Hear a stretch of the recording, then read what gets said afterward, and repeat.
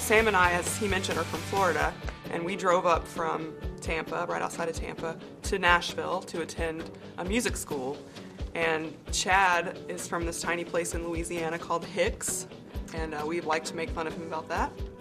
That year, for the first time, all three of us were brand new to the school, had never done anything like this before, really had never been away from home by ourselves before, and just met each other at the school. And Sam and I actually heard Chad sing at the world-famous Ryman Auditorium. Well, the name, No Other Name, comes from Acts 4:12, which says, there's no other name under heaven given among men by which we must be saved. That is the name of Jesus, and that is the only thing worth singing about. When we were talking about names and kind of bantering names around, that's one of the ones that just kept coming to the top, and it just seemed to fit our mission, what we're about, just pointing people to Christ.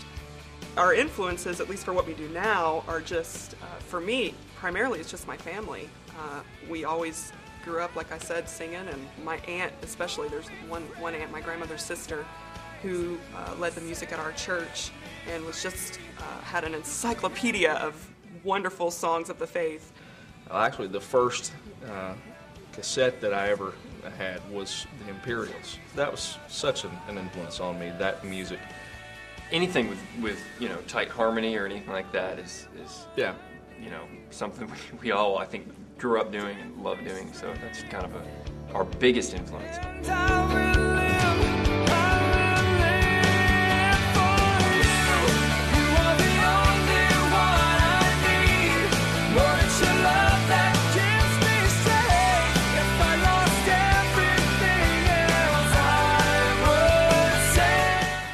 People come to see No Other Name.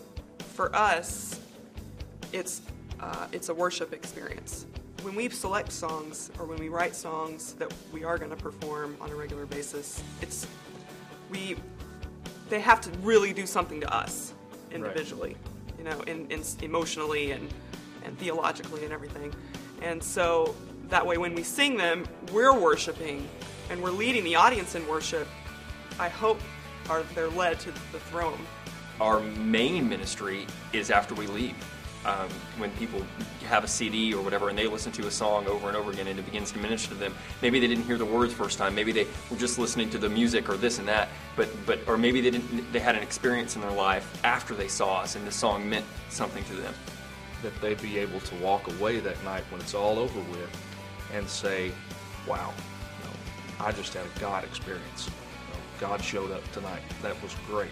I've got to go tell somebody about this.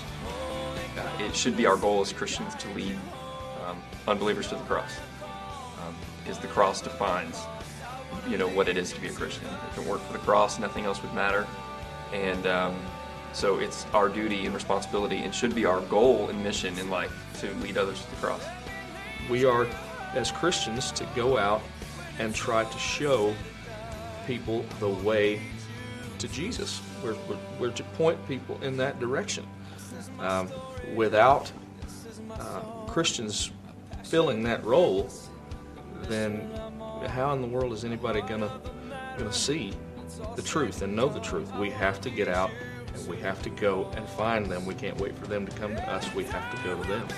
Christ left us with a pretty big commandment. The very last thing he said before he left earth was go and teach all nations. And so, to me, lead you to the cross is kind of just a paraphrase of that. I'll be your candle, stepping stone, a holy compass to guide you home. There's no higher call, whatever the cost. I want to lead you to the cross. The cross represents what we should have gotten, what we should have received.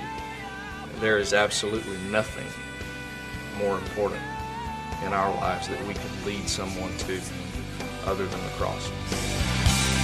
I want to lead you to the cross.